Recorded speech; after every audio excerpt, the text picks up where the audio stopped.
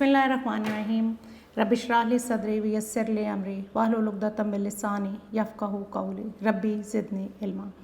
मैं शाज़िया और मेरी तरफ से मेरे तमाम बच्चों को अस्सलाम वालेकुम।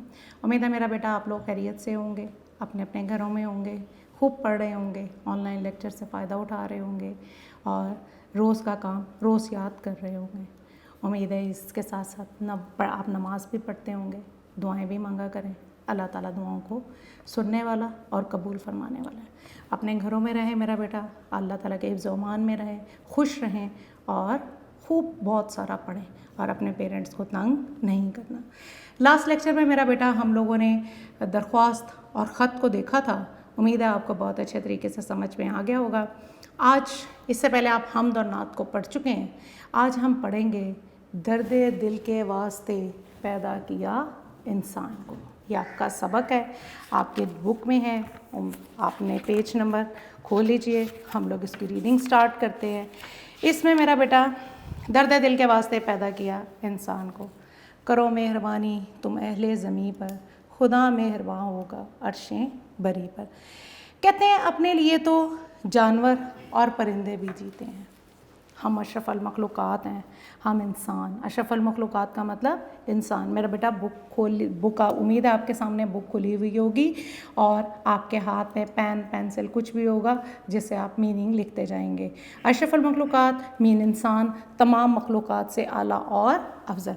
कहता है अपने लिए तो परिंदे और जानवर भी जीते हैं, लेकिन हम कौन हैं? अशरफुल मखलूक़ात हैं। हम तमाम मखलूक़ात, अशरफुल मखलूक़ात का मतलब इंसान या तमाम मखलूक़ात से अफजल। और हमारा फ़र्ज़ है कि हम दूसरों के ज़्यादा से ज़्यादा काम आएँ। दर हकीकत में मखलूक़ खुदा के काम आना ही ज़िंदगी का असल मज़ा है। कहते हैं कि परिंदे जानवर सब जीते हैं, लेकिन इंसान वो है जो दूसरों के काम आता है। हमें अल्लाह ताला ने अशरफुल मखलूक़ात बनाया है, हमें इंसान बनाया है, तमाम मखलूक़ात से आला और अफजल बनाया है। तो यहाँ पे वो कहते हैं कि हमारा काम ये है कि हम मखलूक़ खुदा के काम आने में ही ज़िंदगी का असल लुत्फ़ और मज़ा है। खुशगवार और पुरसकून ज़िंदगी बसर करने के लिए ज़रूरी है कि अफ़राद माशरा में हुस्न सलूक, सखावत किसे कहते हैं? फ़याज़ी, हुस्न सलूक, अच्छा सलूक, इसार, कुर्बानी, दूसरों के फ़ायदे के लिए इसार का अगर आप मतलब देखें, दूसरों के फ़ायदे के लिए कुर्बानी देना, यानी कि खुशगवार और पुरसकून ज़िंदगी गुजारने के लिए ज़रूरी है कि माशरे में रहने वाले लोगों के साथ अच्छा सलूक किया जाए, उनके साथ फ़याज़ी की जाए और इसार के जज्बात बदरजाए अतम मौजूद हों।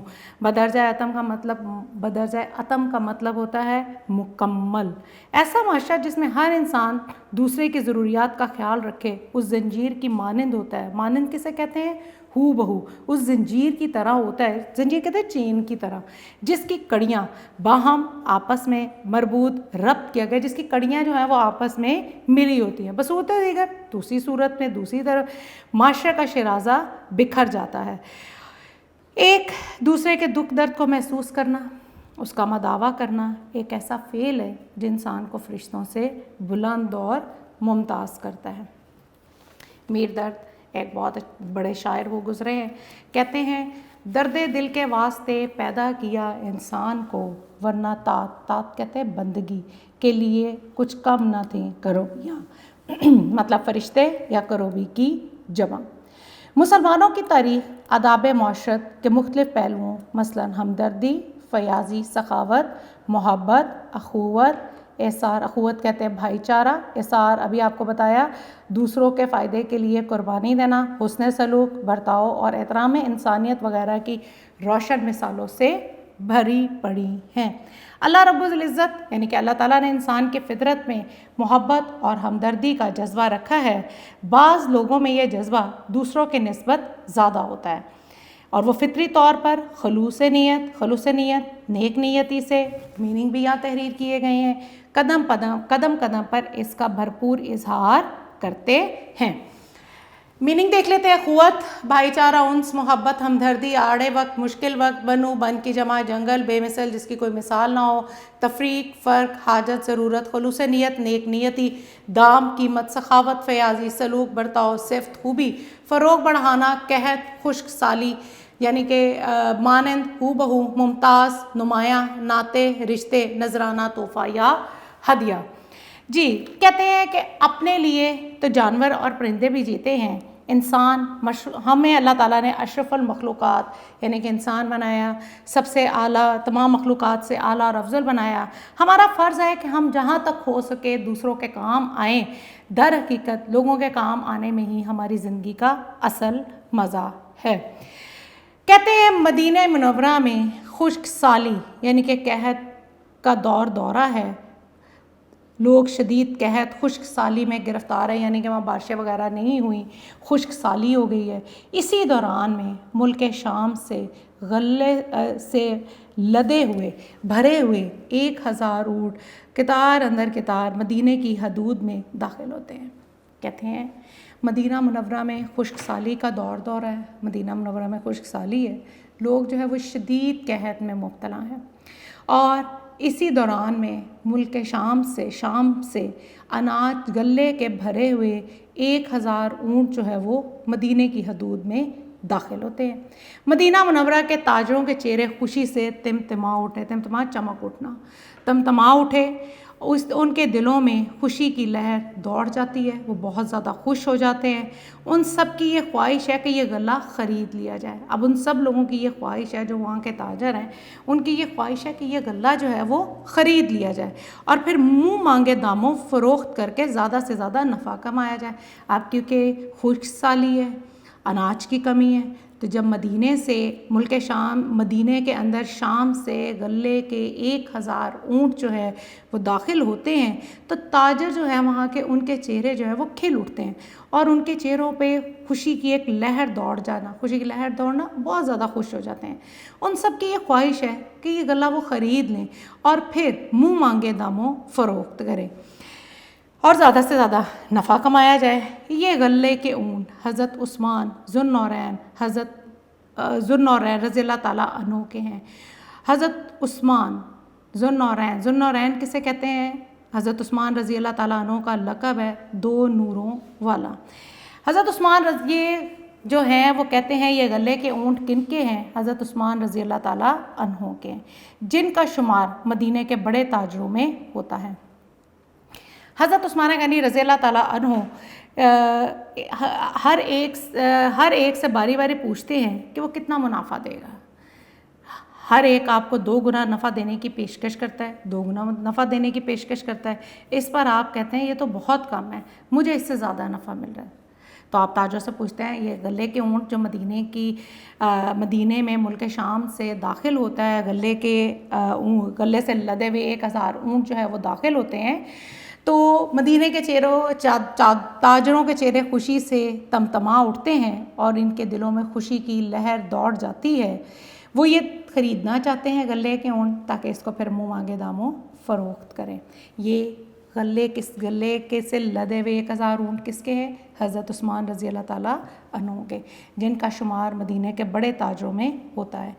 مدینے کا ہر تاجر آپ کے پاس آتا ہے کہ وہ زیادہ سے زیادہ غلہ خرید لے اور خوب نفع کمائے، اور آپ کو نفع دینے کی پیشکش بھی کرتا ہے۔ آپ کہتے ہیں 2 گنا نفع دینے کی پیشکش کرتے ہیں، آپ کہتے ہیں یہ بہت کم ہے، مجھے اس سے زیادہ نفع مل رہا ہے۔ سبھی تاجر حیران ہوتے ہیں کہ اس قدر منافع کون دے رہا ہے۔ وہ حیران ہو کر آپ رضی اللہ تعالیٰ عنہ سے پوچھتے ہیں ہم سے پہلے تو نہ کوئی ادھر آیا اور نہ ہی ہم نے کسی کو آتے دیکھا، آخر وہ کون ہے جو آپ کو اس سے زیادہ نفع دے رہا ہے؟ آپ رضی اللہ تعالیٰ عنہ کو اس سے زیادہ نفع دے رہا ہے، منافع۔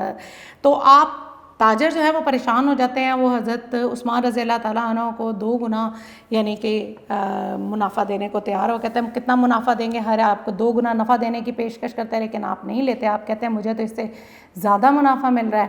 تو کیا ہوتا ہے، آپ تاجر حیران ہوتے ہیں کہ ہم سے پہلے نہ تو کوئی یہاں آیا، نہ ہم نے کسی کو دیکھا، تو پھر وہ کہتے ہیں آخر وہ کون ہے جو آپ کو اس سے زیادہ نفع دے رہا ہے؟ حضرت عثمان رضی اللہ تعالیٰ عنہ کہتے ہیں کہ وہ میرا اللہ ہے۔ کون ہے؟ میرا اللہ، جس نے مجھ سے وعدہ کر رکھا ہے کہ وہ 1 کے بدلے میں 10 دے گا۔ یہ جواب سن کر مدینے کے تاجر لاجواب ہو جاتے ہیں، یعنی کہ ان کے پاس کا کوئی جواب نہیں ہوتا۔ انسانی تاریخ میں غنی کہتے ہیں دولت مند کے نام سے پہچانے جانے والی اس ہستی نے اسی وقت وہ سارا غلہ اللہ کی راہ میں غریبوں اور مسکینوں میں تقسیم کر دیا۔ اس اعصار قربانی، حسن سلوک اور سخاوت کی کوئی اور مثال کم ہی دستیاب ہوگی۔ اسلامی تاریخ گواہ ہے کہ صحابہ کرام رضی اللہ تعالیٰ عنہ نے ہر آڑے وقت مشکل وقت میں اپنے بھائیوں کی مدد کی اور ان کی ضرورت کو اپنی ضرورت پر ترجیح دی۔ ترجیح، فضیلت یا برتری۔ غزوہ تبوک کے موقع پر جب رسول اللہ خاتم النبیین حضرت محمد صلی اللہ علیہ وآلہ وسلم نے صحابہ کرام رضی اللہ تعالیٰ عنہ کو خدا کی راہ میں مال و دولت دینے کو کہا تو حضرت عمر فاروق رضی اللہ تعالیٰ عنہ نے فوراً اپنا آدھا مال راہ خدا کی راہ میں پیش کر دیا۔ فاروق کسے کہتے ہیں؟ حضرت عمر رضی اللہ تعالیٰ عنہ کا لقب یا حق و باطل میں فرق کرنے والا۔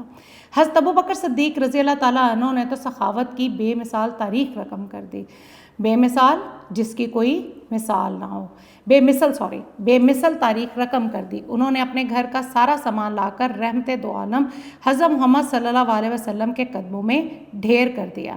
حضرت ابو بکر صدیق رضی اللہ تعالیٰ عنہ نے کیا کیا تھا؟ اپنے گھر کا سارا سامان لا کر نبی پاک صلی اللہ علیہ وسلم کے قدموں میں ڈھیر کر دیا، اور حضرت ابو بکر صدیق نے فوراً اپنا آدھا مال راہ خدا میں پیش کر دیا۔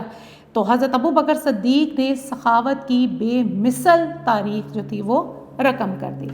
سرور کائنات صلی اللہ علیہ وآلہ وسلم نے جب ان سے پوچھا کہ اے ابو بکر رضی اللہ تعالیٰ عنہ، گھر والوں کے لیے کیا چھوڑ کر آئے ہو؟ کہ جب حضرت ابو بکر صدیق رضی اللہ تعالیٰ عنہ نے سخاوت کی بے مثل تاریخ رقم کی اور اپنے گھر کا سارا سامان لا کر رحمت دو عالم حضرت محمد صلی اللہ علیہ وسلم کے قدموں میں ڈھیر کر دیا، تو آپ صلی اللہ علیہ وسلم نے ابو بکر رضی اللہ تعالیٰ عنہ سے پوچھا اے ابو بکر، گھر والوں کے لیے کیا چھوڑ کر آئے ہو؟ تو انہوں نے عرض کیا اللہ اور اللہ کا رسول صلی اللہ علیہ وآلہ وسلم۔ صدیق اکبر رضی اللہ تعالیٰ عنہ کے اس عمل کی ترجمانی علامہ اقبال یوں کرتے ہیں: پروانے کو چراغ ہے، بلبل کو پھول، بس صدیق کے لیے ہے خدا کا رسول صلی اللہ علیہ وسلم بس۔ صدیق کے معنی سچا بھی ہوتا ہے، اور صدیق جو ہے وہ حضرت ابو بکر صدیق رضی اللہ تعالیٰ عنہ کا لقب بھی ہے۔ یہاں پر ایک اور واقعہ تحریر کرتے ہیں۔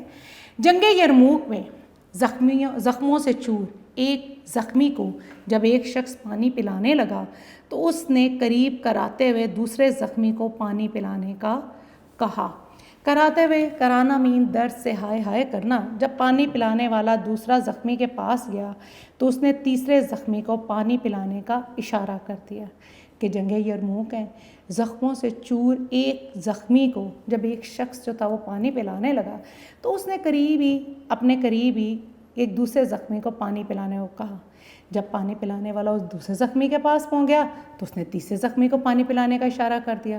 جب تیسرے زخمی تک جب پہنچا تو وہ اسی اثنا میں شہید ہو چکے تھے، یعنی کہ وہ اسی دوران میں اللہ تعالیٰ کے پاس چلے گئے تھے، شہید ہو گئے تھے، اس دار فانی سے رخصت ہو گئے تھے۔ پانی پلانے والا واپس دوسرے زخمی کے پاس آیا تو ان کی روح بھی پرواز کر چکی تھی۔ جب پہلے زخمی کے پاس آیا تو وہ بھی دار فانی سے کوچ کر گئے تھے۔ نزاع کے عالم میں، یعنی کہ موت کا عالم، جان کنی کے عالم میں، حالت میں اور شدید زخمی حالت میں بھی صحابہ کرام رضی اللہ تعالیٰ عنہ اجمعین کا یہ احسار اور قربانی بے مثال ہے۔ اسی طرح ہجرت مدینہ کے موقع پر انصاری صحابہ نے مہاجر صحابہ رضی اللہ تعالیٰ عنہ کی جس انداز سے مدد کی اس کی نظیر ملنا مشکل ہے۔ ان واقعات سے ہمیں یہ سبق ملتا ہے کہ ہم ہر مشکل گھڑی میں اپنے ارد گرد بسنے والے انسانوں کی مدد کریں تاکہ ہمارا معاشرہ اور ہماری دنیا محبت اور امن و سکون کا گہوارہ بن جائے۔ یہاں تک امید ہے آپ کو سمجھ میں آ گیا ہوگا اور آپ اچھی طرح اس کو سمجھ رہے ہوں گے، میننگس کو آپ نوٹ کر رہے ہوں گے۔ ہمیں اپنے ارد گرد گلی محلے میں ضرورت مند نظر آتے ہیں، ان کی خاطر خواہ مدد کرنی چاہیے۔ غریبوں، مسکینوں، اپاہج کسے کہتے ہیں؟ مزدوروں کو، یعنی کھانا کھلا کر ان کی مدد کی جا سکتی ہے۔ غریب خاندانوں کی مالی مدد کر کے ان کی ضرورت پوری کی جا سکتی ہے۔ ہمارے معاشرے میں بہت سے ایسے بچے ہیں جو غربت کی وجہ سے اسکول نہیں جا سکتے. اگر ہم اپنے ارد گرد معاشرے میں نظر ڈالیں تو بہت سے لوگ ایسے ہیں جو اپنے بچوں کو تعلیم نہیں دلوا سکتے اور غربت کی وجہ سے وہ اسکول نہیں جا پاتے. تو ہم انہیں تعلیم دلوا کر معاشرے کے کارآمد شہری بنا سکتے ہیں. تو ہم اگر ان کو تعلیم و تربیت دیں, انہیں تعلیم دلوا لیں تو معاشرے کے کارآمد مفید شہری بن سکتے ہیں. یہ ضروری نہیں کہ ہمارے پاس مال و دولت ہو تو دوسروں کی مدد کرنے کے قابل ہوں گے. اب اس کے لیے یہ ضروری نہیں ہے کہ آپ کے پاس اگر دولت ہوگی تبھی آپ کسی کی مدد کر سکتے ہیں. ہم چھوٹی چھوٹی باتوں کا خیال رکھ کے بھی اپنے معاشرے کو جنت کا نمونہ بنا سکتے ہیں. جیسے ہمیں جب ایک جماعت سے دوسری جماعت میں ترقی ملتی ہے, جیسے مثال کے طور پہ آپ اس سے پہلے کلاس 7 میں تھے, اب آپ کلاس 8 میں آ گئے ہیں, تو جب ہمیں ایک جماعت سے دوسری جماعت میں ترقی ملتی ہے تو ہم اپنی پچھلی جماعت کی کتابوں کو یا تو اسٹور میں پھینک دیتے ہیں یا ردی والے کے ہاتھ بھیج دیتے ہیں. اب یہاں پہ وہ کہہ رہے ہیں کہ ہمیں اپنے گلی میں, محلے میں, ہمیں بہت سے ایسے لوگ ہیں جو ضرورت مند ہیں, نیڈی پرسنس ہیں, ضرورت مند ہیں, ہمیں وہ نظر آتے ہیں, ہم ان کی مدد کر سکتے ہیں. ضروری نہیں ہے کہ ہمارے پاس اگر دولت ہوگی تو ہی ہم کسی کی مدد کر سکتے ہیں. ہم کس طریقے سے چھوٹی چھوٹی باتوں کا خیال رکھ کر اپنے معاشرے کو جنت کا نمونہ بنا سکتے ہیں. جیسے جب ایک جماعت سے دوسری جماعت میں ہمیں ترقی ملتی ہے, یعنی کہ ہم ایک جماعت سے دوسری جماعت میں پروموٹ ہو کر چلے جاتے ہیں, تو ہم کیا کرتے ہیں کہ اپنی پچھلی جماعت کی کتابوں کو یا تو اسٹور میں پھینک دیتے ہیں یا ردی والے کے ہاتھ بھیج دیتے ہیں, یعنی کہ ہم ان کو ویسٹ کر دیتے ہیں. اگر ہم ان کتابوں کو نہ بیچیں تو یہ کتابیں ان بچوں کو دی جا سکتی ہیں جو مالی مشکلات کی وجہ سے یہ کتابیں نہیں خرید سکتے. اسی طرح ہمارے محلے یا ہمسائے میں کوئی بیمار ہے اور وہ ہسپتال نہیں جا سکتا تو ہم اس کی ہسپتال جانے میں مدد کر سکتے ہیں. کسی بزرگ یا نابینا کسے کہتے ہیں, جس کو آنکھوں سے نظر نہ آئے, کو سڑک پار کرنے میں مدد کر سکتے ہیں. حصول تعلیم حاصل کرنے میں کسی بھی طالب علم کی مدد کی جا سکتی ہے. آپ کا کوئی کلاس فیلو ہے, اس کو کسی بھی سبجیکٹ میں کوئی مشکل آ رہی ہے تو آپ اس کی مدد کر سکتے ہیں. کسی حادثے کے دوران میں زخمیوں کو ابتدائی طبی امداد کے ذریعے ان کی جان بچائی جا سکتی ہے. تو اٹ مینز یہ ضروری نہیں ہے کہ ہمارے پاس اگر مال و دولت ہو گئی تو ہی ہم کسی کی مدد کریں گے. ہم بہت سے طریقوں سے مدد کر سکتے ہیں.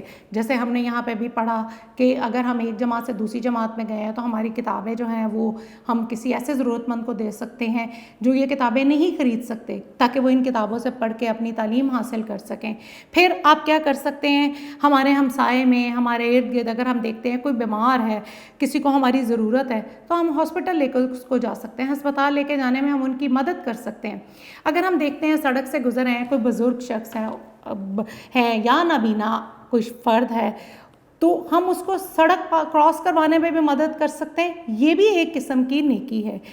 طالب علم تعلیم حاصل کرنے میں, حصول تعلیم میں بھی طالب علم کی مدد کی جا سکتی ہے. کیسے کہ ایک آپ کا فرینڈ ہے, اس کو کسی سبجیکٹ میں مشکل آ رہی ہے تو آپ اس کو اس میں مدد دے سکتے ہیں, اس کو وہ چیز سمجھا سکتے ہیں.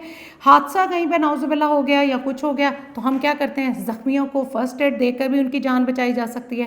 اگر ہمارے پاس مال و دولت ہو تو اس سے بھی دوسروں کی مدد کرنا لازم ہے. لیکن اس کے ساتھ ساتھ اگر اللہ تعالیٰ نے ہمیں مال و دولت دی ہو تو ہم اس سے بھی دوسروں کی مدد کرتے ہیں.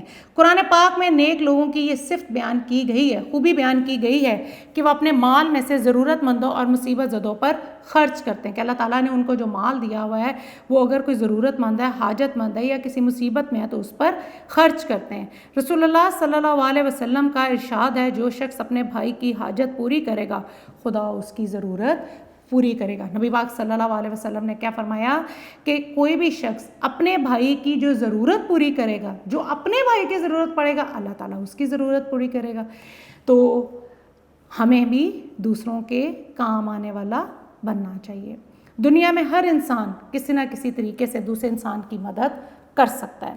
یہ در حقیقت اپنی ہی مدد ہوتی ہے, کیونکہ ہر انسان پر اچھا یا برا وقت آتا رہتا ہے. جی, اگر ایک انسان آڑے وقت, مشکل وقت میں دوسروں کی مدد کرتا ہے تو جب اس پر کوئی مشکل وقت آتا ہے تو دوسرے بھی اس کی مدد کرتے ہیں. یہ تو آپ نے سنا ہے نا کہ اگر ہم کسی کی مشکل وقت میں مدد کریں گے تو جب ہم پر کوئی مشکل وقت آئے گا تو ہماری بھی مدد وہ کرے گا. تو ہم ایک دوسرے کا خیال رکھیں گے تو دوسرے بھی مشکل گھڑی میں ہماری مدد کریں گے. اس سے باہمی بھائی چارے کو, آپس میں بھائی چارے کو فروغ ملے گا, بھائی چارہ بڑھے گا اور معاشرہ بھی ترقی کرے گا. ہمارا دین اسلام بھی یہی درس دیتا ہے, ہمارا دین اسلام بھی ہمیں اسی چیز کا سبق دیتا ہے کہ لوگوں میں سے سب سے اچھا وہ ہے جو لوگوں کو فائدہ پہنچاتا ہے. ہم نے شروع میں کیا پڑھا تھا؟ جیتے تو اپنے لیے پرندے اور جانور بھی ہیں, ہمیں تو اللہ تعالیٰ نے اشرف المخلوقات بنایا ہے, سب سے اعلیٰ افضل انسان بنایا ہے. تو ہماری زندگی کا کیا کام ہونا چاہیے کہ جہاں تک ہو سکے ہم دوسروں کے کام آئیں. ہمیں چاہیے کہ ہم ضرورت مند کی مدد رنگ, نسل, زبان, مذہب اور علاقے کی تفریق یعنی کہ فرق کے بغیر صرف اور صرف اللہ تعالیٰ کی خوشنودی یعنی رضا, خوشنودی کا مطلب رضا کے لیے کریں. خدا کے بندے تو ہیں ہزاروں, بنو بن کی جمع جنگل میں پھرتے ہیں مارے مارے, میں اس کا بندہ بنوں گا جس کو خدا کے بندوں سے پیار ہوگا. ہمیں اپنی زندگی کا مقصد ہی یہی بنانا چاہیے کہ ہم جہاں تک ہو سکے دوسروں کے کام آئیں. ہم اگر کہتے ہیں راستے میں ایک پتھر بھی ہے نا, ہم اس کو بھی ہٹا دیتے ہیں تو وہ بھی ایک نیکی ہے. تو اللہ تعالیٰ ہم سب کو دوسروں کے کام آنے والا بنائے. جی یہ میرا بیٹا ہمارا چیپٹر تو ختم ہو گیا. امید ہے آپ کو سمجھ میں آ گیا ہوگا. آپ نے اس کے مشکل الفاظ کے معنی دھیان سے دیکھنے ہیں, ان کو یاد کرنا ہے, اور اس کے ساتھ ساتھ اس چیپٹر کے ایم سی کیوز ہیں. اس کے ایم سی کیوز جو ہوتے ہیں میرا بیٹا آپ کو پیپر میں 20 آتے ہیں, اور آپ کے 15 ایم سی کیوز جو ہوتے ہیں وہ گرامر بیسڈ ہوتے ہیں, وہ انشاءاللہ آگے آپ پڑھیں گے. 5 ایم سی کیوز آپ کو ان سبق میں سے, نظم میں سے, کہیں سے بھی آپ کو ایک پیراگراف دے دیا جاتا ہے, آپ نے ان میں سے 5 ایم سی کیوز کا آنسر ڈھونڈنے ہوتے ہیں. آپ کے نوٹس میں آپ کی رہنمائی کے لیے موجود ہیں. درد دل کے واسطے پیدا کیا انسان کو, درست جواب پر ٹک کا نشان لگائیں. مدینہ منورہ میں خشک سالی کا دورہ ہے, لوگ شدید قحط میں مبتلا ہیں. ہم نے یہ پیراگراف ابھی پڑھا ہے بک میں. اسی دوران ملک شام سے غلے سے لدے ہوئے 1000 اونٹ قطار در قطار مدینے کی حدود میں داخل ہوتے ہیں. مدینہ منورہ کے تاجروں کے چہرے خوشی سے تمتما اٹھتے ہیں اور ان کے دلوں میں خوشی کی لہر دوڑ جاتی ہے. ان سب کی یہ خواہش ہے کہ یہ غلہ خرید لیا جائے اور پھر منہ مانگے داموں فروخت کر کے زیادہ سے زیادہ نفع کمایا جائے. یہ غلے کے اونٹ حضرت عثمان ذوالنورین رضی اللہ تعالیٰ عنہ کے ہیں, جن کا شمار مدینے کے بڑے تاجروں میں ہوتا ہے. مدینے کا ہر تاجر آپ رضی اللہ تعالیٰ عنہ کے پاس دوڑا آتا ہے تاکہ وہ زیادہ سے زیادہ غلہ خرید لے اور خوب نفع کمائے. اسی طرح آپ کو نظم کا بھی کوئی بند آ سکتا ہے, شعر آ سکتا ہے, اور آپ کو اس سے ریلیونٹ 5 ایم سی کیوز دیے جائیں گے. پہلا آنسر ہے خشک سالی کا دورہ ہے. دیکھیں سب سے پہلی ہی لائن ہے مدینہ منورہ میں خشک سالی کا دورہ ہے. آپ نے لیسن اگر پڑھا تو آپ کو فوراً اس کا آنسر آ گیا ہوگا کہ مدینہ منورہ میں, مکہ میں, ایران میں, افغانستان میں. دا کریکٹ آپشن از مدینہ منورہ میں. غلے سے لدے ہوئے اونٹ قطار در قطار مدینے کی حدود میں داخل ہوئے. 900, 1000, 2000, 10,000. اب آپ نے پڑھا تھا کتنے اونٹ آئے تھے پہلی لائن میں, دیکھیں 1000. The correct option is 1000. Line تھی اسی دوران ملک شام سے غلے سے لدے ہوئے 1000 اونٹ مدینے کی حدود میں داخل ہوتے ہیں. تاجروں کے چہرے خوشی سے تمتما اٹھے, مدینہ منورہ کے, افغانستان کے, ایران کے, بھارت کے. تو کہاں کے تاجروں کے چہرے خوشی سے تمتما اٹھے تھے؟ یہ مدینہ منورہ کے. ذوالنورین کے لقب سے مشہور ہے حضرت علی رضی اللہ تعالیٰ عنہ, حضرت عمر رضی اللہ تعالیٰ عنہ, حضرت عثمان غنی رضی اللہ تعالیٰ عنہ, حضرت ابو بکر صدیق رضی اللہ تعالیٰ عنہ. تو کون تھے ذوالنورین کے لقب سے مشہور؟ حضرت عثمان غنی رضی اللہ تعالیٰ عنہ. آخری ہے میرا بیٹا ایم سی کو, غلہ مدینہ منورہ میں کہاں سے آیا؟ ایران, افغانستان, شام کے مصر. تو کہاں سے آیا تھا؟ ملک شام سے. دا کریکٹ آپشن از شام. ایک دفعہ دوبارہ دیکھ دیتی ہوں. مدینہ منورہ پہلے کا آنسر ہے, دوسرے کا آنسر 1000, تیسرے کا مدینہ منورہ, چوتھے کا حضرت عثمان غنی رضی اللہ تعالیٰ عنہ, اور 5واں شام. تو میرا بیٹا اس طرح یہ چیپٹر آپ کا کمپلیٹ ہو جاتا ہے. آپ نے اس کی ریڈنگ دھیان سے کرنی ہے اور آپ نے اس کو یاد کرنا ہے. امید ہے آپ نے حمد اور نعت کو یاد کر لیا ہوگا. آپ نے خط اور درخواستیں بھی یاد کرنی ہیں. آئندہ آنے والے دنوں میں, جن دنوں میں آپ نہیں ہوں گے, ڈیلی بیسس پہ میرا بیٹا پریویس ورک کو ضرور یاد کریں.